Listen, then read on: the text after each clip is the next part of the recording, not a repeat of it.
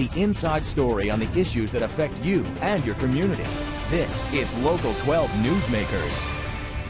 Good morning and welcome to Local 12 Newsmakers. I'm Dan Hurley. On January the 11th, I focused a Newsmakers program on a report released last November by a group of citizens whose members are members of the Cincinnati Association and Citizens for Civic Renewal. The report, entitled A Dysfunctional Region, is the latest manifestation of analyses and proposals to rationalize 19th century forms of government. When the Ohio Constitution was written in 1851, the design of the original townships, counties, and placement of government facilities was predicated on two realities of mid-19th century life: that official communications were written and that movement was limited by impassable roads. Similar efforts over the last 70 years to argue that there are better ways to organize the delivery of government services have either fallen on deaf ears or been actively beaten back. When the dysfunctional government report was issued, Hamilton County Auditor Dusty Rhodes quickly attacked it as one of the numerous attempts, I'm quoting here, over the years to foist a new world order on our counties, cities, villages, townships, and that has failed. A rational person might assume that nothing ever changes because A, people don't want it, or B, they don't need it.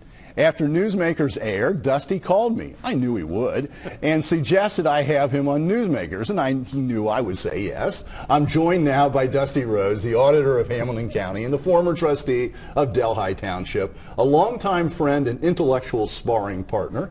I might point out that Dusty is also a member of Cincinnati. That's right. That's right. And Dusty, you know, one of the things here is, what is Cincinnati? Because I know, but lots of people don't know what the organization is. Well, it's an organization that dates back to just before Murray Seasongood and the charter movement, which cleaned up Cincinnati government. At that time, Cincinnati was being run by a group. I think one of the people was operating out of New York City and right. Just calling the shots from there. Heineke. Yeah, right. And so what it was an effort to change Cincinnati's form of government to involve more people. And quite successful, and brought us people like Charlie Taft and the Charter Organization over the years, which has always been involved, and that was where Cincinnati began. Mm-hmm. And since then, it's been an organization that has looked at various local issues, and fortunately for me, who was, I think, the first township trustee to ever join, allows differing views. And I think that's important. I was the first person to bring a woman to a Cincinnati meeting. How about that? You are such an innovator. I know I am. I mean, you're just always on the edge. Kind of a progressive kind of guy. You are. You're just really, that's always the word I've thought of with you. Right. Let me ask you this question, just to get started about this report. Sure.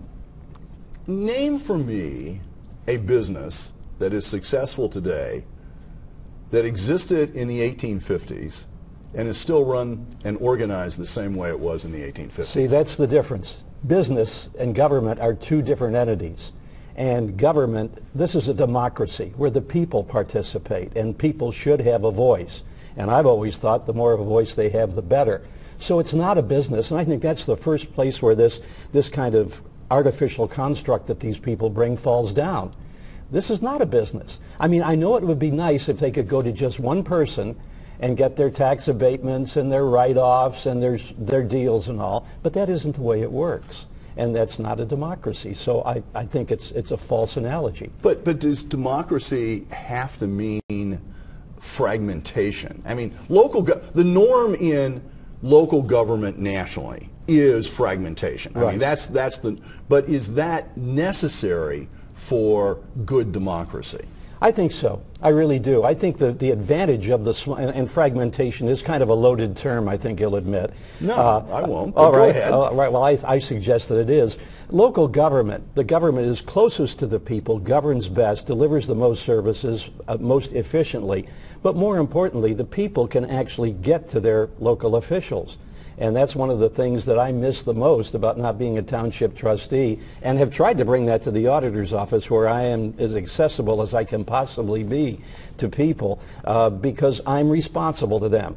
And I've always taken the position, if I'm not too proud to come and ask you to vote for me after the election, I better jolly well be available to you when you need me and want to talk to me. And I think that's what local government does best. And these people miss all of that. They just miss it because they've got this sort of ivory tower view that, wow, this goes back to the 1850s and we've got to change it and we've got to be modern. And in fact, the thing that surprised me when I started digging into this after I read this report is the great Indianapolis and Louisville models are not nearly what they're being presented to the people here or what they talked about on your show back in January. Well, for example, Indianapolis dismerged their police department about 2007. So for 50 years they had all these individual police departments. They finally put them all together. Promised savings of $8.8 million, and a recent accounting firm said those savings never showed up. And that's part of the problem with this. They always give you some vague promise, this is going to be more efficient and save money, but never do they show you proof. Well, Jerry Abramson, who was the mayor in Louisville during the process that was an 18-year process to bring Jefferson County and Louisville together, I've had him as a guest on Newsmakers, he says that it's wrong to approach this and present it as that what drives this is just cost savings. And his point is that in the short term, it's just like merging anything else. You bring two companies together. In the short term, in order to get all the systems working, you're going to have to spend some money. There is, he would argue, long-term savings, but more important, his argument is it's better service to the citizens, to the customers, and therefore, especially in the area of economic development and attraction of new business, that you simplify the ability of a company to move into your area. Well, see, I just don't buy that at all. In fact, there's a couple of University of Louisville professors that have written that what that actually did was diminish the role of the central city and the services to the central city by doing that. But you see, this is part of the problem with this, Dan. This is a moving target. I'm not sure whether these people talk regionalism, then they talk city-county merger, then they talk doing away with the small, and it's always different every time it sort of comes up. It does mean different things to different people. Well, sure it does, and everybody tries to take away from what they want, but the Louisville model has not been that successful economically, according to some of the recent material that I've seen. Well, you're talking about, I don't know those reports, so I'm not sure exactly what you're talking about, but the way you cast that sentence was to the central city of Louisville. There is a real question around a lot of this in the politics of this, and Milton Dohoney, who's from Louisville and who was there when this was going on, or Jerry Abramson would all agree that part of the tension here is that center cities have become racially primarily African American, and that part of the sense from a political point of view is that by merging into a larger government, the African American community, just about the time it gets control of the local government, the city government, then they're asked to give that up and merge with the larger county. Sure, it dilutes that vote. Well, the other problem, though... So it depends on whose perspective you're looking at. Well, a point, but I'm here saying in general terms it's not going to serve the people. And the problem with this is city and county are two different forms of government. And that I don't think most people understand. No, not at all. What do you mean by that when you say it? Well, the city, it takes care of local things and can pass laws. Police, fire, zoning, building inspections. That's what the city does. It has a legislative component. Right, and the county doesn't. And explain what that is, because again, I don't think... We're officers of the state. The state sets the rules for how we're to assess property, how we're to run the sheriff's department and any of the other things. The state sets, and the commissioners can't pass laws. Right. Now, they've done everything they can to try and get around it under the guise of economic development, which covers a multitude of sins, I might add. But the fact is they can't pass laws. And with these charter counties like Cuyahoga and Summit, now they pass laws. So now you got somebody else passing laws, and you've got bigger government. And that's not what people want. They don't want bigger government. They want the local government. They want the control, and they want government at other levels reined in. Well, the letter that you wrote and published which is on your website, and we're going to let people know how to see it for themselves, but it was in the Enquirer. The beginning of that letter, I forget the sentence, is something to the effect that, gee, you've never run into anybody who has asked for bigger government. And more of it. And more of it. And, you know, I don't doubt that nobody has said, gee, Dusty, I just want bigger government. Right. What I do, though, and this is my experience in, say, something running Leadership Cincinnati, is year in and year out, people say, wow, how do we get people to collaborate, cooperate across all these lines? So once again, in this year's class, Class 38, we have business people from the Ohio side and business people from the Kentucky side working together. Basically, how do we get around all this government confusion? It's not, we don't get around it. Each person does their duties, and the problem comes in when people try to get into the other guy's situation. The commissioners years ago giving the sewer district to the city, because back then they didn't want to give it to the city. They transferred administration over to the city. Which they shouldn't have done. It was their responsibility, but they didn't want to be bothered. That's the point. And we ought to take our own little area, work in our areas. Collaboration is not a problem. By the way, I used to be invited to come to those Leadership Cincinnati meetings and talk to them, and you haven't done that in a while. Is that because you're trying to suppress my... I'm definitely always trying to suppress you. Yeah, I know. That's why I got you here this morning. Yeah, right. So good point. Let's take the example, though. Okay, you're talking about sewers, and we see what the problem is of getting the city and the county, who say they have different functions, ownership. Should be done by the county. It's an area-wide responsibility. But it shows that these two governments can't get along on this. But let's take another example. About 6 years ago, Milton Dohoney was city manager, and he proposed that the Cincinnati Waterworks, which serves 50 jurisdictions, right, including Boone County, Kentucky, right, one of the few basic services that crosses a state line, which is really difficult. That's really getting into another area. He proposed that be turned into a regional entity. Which it should be. And that entity would buy the assets out that the city has invested since 1815. And the city would have gotten, over 75 years, a significant payback.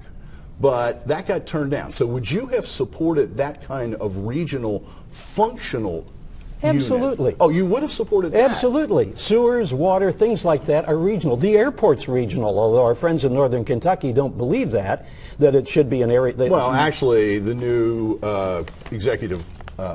judge executive in Kenton County is working with this latest report that calls for some regional representation. Ohio gets a token, if that. I mean, they want our money to fix the bridge, but they don't want to put us on their airport board. It's a regional service, Dan, and you'd be crazy not to say there's things like sewers and water, so and transit, you're not opposed to, and stuff should be done regionally. But that doesn't mean undercutting the people's right to elect their local officials, or, for example, with the county charter idea, giving one guy the ability to appoint the auditor, prosecutor, treasurer, recorder, clerk of courts. Well, let me challenge you on that one, though. And that there are a lot of voters who may go into the ballot box and they say they know who they're going to vote for, whatever they think of as the top of the ticket, gubernatorial race, or the mayor, or maybe even the county commissioners. They may even know Dusty Rhodes because you've been here so long, okay? And but they get down to clerk of courts. They get down to some of these other, and making a real evaluation of what the qualities somebody ought to have to be in that office. Coroner. Really knowing what the qualities are, I think, are pretty difficult for people. People tell me that all the time. Same thing on judges. I think it's the toughest thing for people to know how to vote in those races. But my point is, bottom line, I would rather trust them than some group of elitists picking and choosing for us, or one so there's super no other king of choice all. Between elitist and... I think the people should have the voice, and I hearken back to what William F. Buckley said, who said, I would rather be governed by the first 100 people in the Boston telephone book than the faculty of Harvard University. And I thought that a paraphrase of what he said, but Buckley always had colorful things to say, and it's challenging. I trust the people, and will continue to do so. They'll make mistakes. Sure, voters will make mistakes. We all make mistakes, but rather give it to the people and trust them than having somebody pick and choose. But people, I mean, people also choose the mayor of Cincinnati, which is a much larger entity than the township of Delhi. Right. By definition, because it's larger, is it less democratic? Oh, I don't think so. I think the city operates okay that way, but the problem is you're not going to take away the right of the people in the individual communities to pick their people. I would point out that the city, by the way, elected an anti-streetcar council majority and mayor.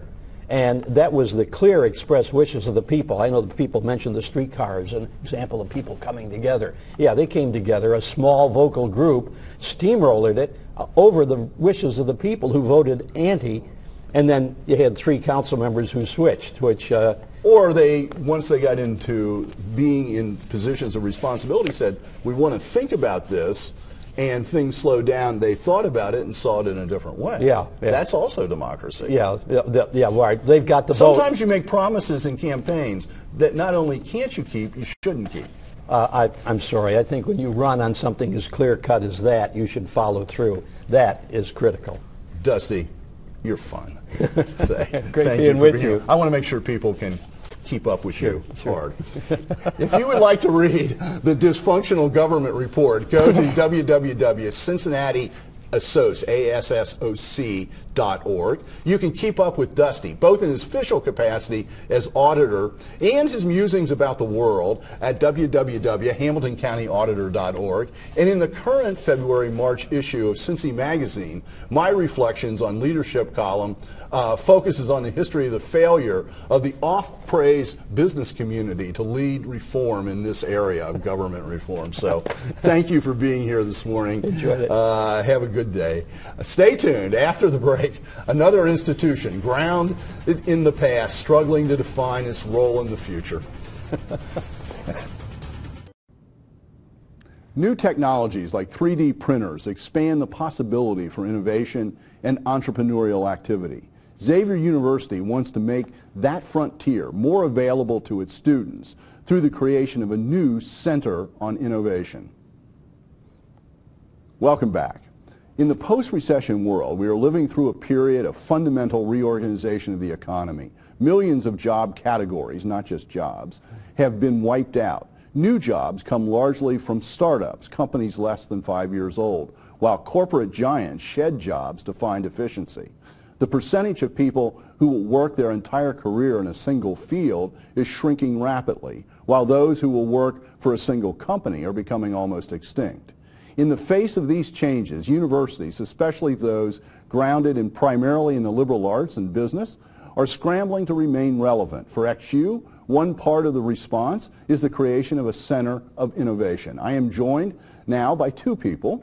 Shawn Nason is the Executive Director of the new Xavier Center for Innovation. Prior to joining Xavier in August, Mr. Nason worked for Humana and Disney Imagineering. And with Shawn is Harry Brandicourt, who leads innovation for Fifth Third Bank and is working closely with the Center for Innovation. Welcome to Newsmakers. Thank you. So, Center for Innovation. Innovation, What does innovation in this context mean? We started out because we had a little video of 3D printers, but technology doesn't always define what innovation is. So, what does innovation mean here for you? So I talk about innovation isn't work, but innovation is a lifestyle. So in particular for the university, higher education is in a time when new jobs need to be created. Careers that we don't even know about need to exist.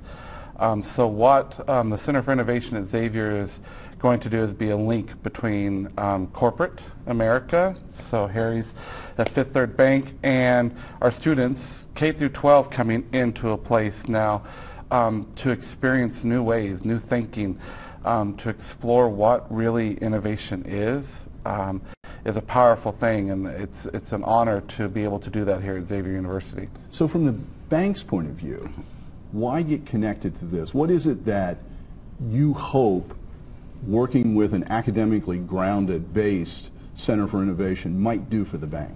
For us, we're really excited about it because for us, when we talk about innovation, it's around curiosity, and it's centered around our customers. The Curious Bank. It's centered around our customers. So innovation is all around solving customer needs, the job to be done for customers. And when we work with Xavier, it's exciting because they have students that are just starting to think about that, and their view on innovation and the Makerbots and what we can create is a great opportunity locally here in the metro area to work together and create some of those new solutions. It'll be new to industry, new to the world. Well, one of the things is, how does this fit into, say, the Spring Street Center that P&G uses inside of Procter & Gamble? Is this sort of a similar center, just a place to come and think outside the box and give people permission to think outside the box? Yeah, that's really what it is about. So the great thing about it is there's this great movement here in Cincinnati, Startup Cincy. So we've got the Brandicourt Centrifuge, we've got multiple UpTech across the river, right. Many things in this ecosystem. But one of the things that we saw a gap at Xavier was just up in our local community area to give the community in that region a space to come into, to be creative, to think out of the box. And so that is our ultimate goal. It's not just about just for our students, and it's not about Xavier University, but it's about Cincinnati, the region, the community. So what's it mean to bring students together with people that Harry might bring, you know, people who are bankers, who are trying to figure out how to deal with customer interest? What's that mean? What's the dynamic that you actually... Let me take a shot. Yeah, absolutely. There's we have conversations about this a lot, and again, it comes back to the fact that the university brings some facilities, the Makerbot capabilities, and they bring a wealth of students that are focusing on this and have new ideas and creativity. Industry brings the needs when we're talking to our customers, and we bring, quite frankly, some funding to say this is where we want to focus, this is what we're hearing from our customers. Let's put dollars, let's put resources and time into this. When we work with Shawn and folks in the university, they bring their students, they bring their capabilities. It's a very good symbiotic relationship for us really to focus together and come up with some really great solutions. Okay, you've used a term twice that I didn't stop the first time because I wanted to keep the flow going. Makerbots. Yeah. What? Tell me, what's that? Because that may not be something that's just out there. I'll let you do that. Yeah. So Makerbot is revolutionized 3D printing because they took 3D printing into a desktop capability. So this past 4 weeks ago yesterday, matter of fact, we met with Makerbot at the Consumer Electronics Show in Las Vegas, and they had introduced this new concept called a Makerbot Innovation Center to educational institutes. And I was privileged to be there with our Chief Information Officer, Annette Marksberry, and our Budget Officer from the Provost area, Carol Magley. And the three of us saw this idea and went, we need this. We need this, and our region needs this. And within 18 hours, we signed an agreement with them to bring this innovation center here to Cincinnati. And is that what we were seeing in some of that video? That's what you were seeing. In a matter of 6 weeks? 4 weeks. 4 weeks, you've actually got something happening? We are printing, went live Monday, and yeah, it's pretty powerful. But people haven't seen 3D printers. They're pretty, it's interesting. Yes. It's a long way to go between where they are now and what's actually going to happen. Oh, yeah, I mean, but you got to start someplace. They're revolutionizing all industries, and their disruption to multiple industries, the healthcare industry, the educational industry, consumer industry. So what a better place to have it with the companies we have here. Here's the word Shawn just used, disruption, which is part of this whole innovation. People in innovation love to disrupt things. Now, just to ask the obvious question, because it's sort of screaming, there's two of us on this set who are dressed in coats, ties, suits, and are bald, and then there's you, Shawn. That's me. And so the question here is it kind of just fun to disrupt the bank, or to disrupt students by pulling people together who aren't like each other? Yeah, I mean, innovation is really about the power of diversity. So, you know, yeah, two suits, guy, they coin it as man on fire now. So, you know, it's about, you know, Harry and I have great conversations many times a week around what this looks like, and if you have the power and the thought of diversity, so it's incredible. And I'm less than a minute left here, but The bank sounds like, you're saying multiple conversations, each of you have said that several times. The bank's pretty involved with this. This is not just some sort of tangential, we'll put some money behind it? The bank's involved in a lot of different areas because the whole thing of disruption, we're very excited about looking at all the new changes that are occurring, and every way there's an opportunity to serve our customers better, we're going after it. You know, I should have kept Dusty Rhodes here. Because Dusty, in the first part of the show, was not interested in disrupting much of anything. So it was just... We know it's coming. Thank you for being here, and thank you for making Newsmakers a part of your Sunday morning. Remember, our show is available online beginning the day after it airs, and if you miss an interview, you can catch up with past programs for over a year. Have a good week. Thank you.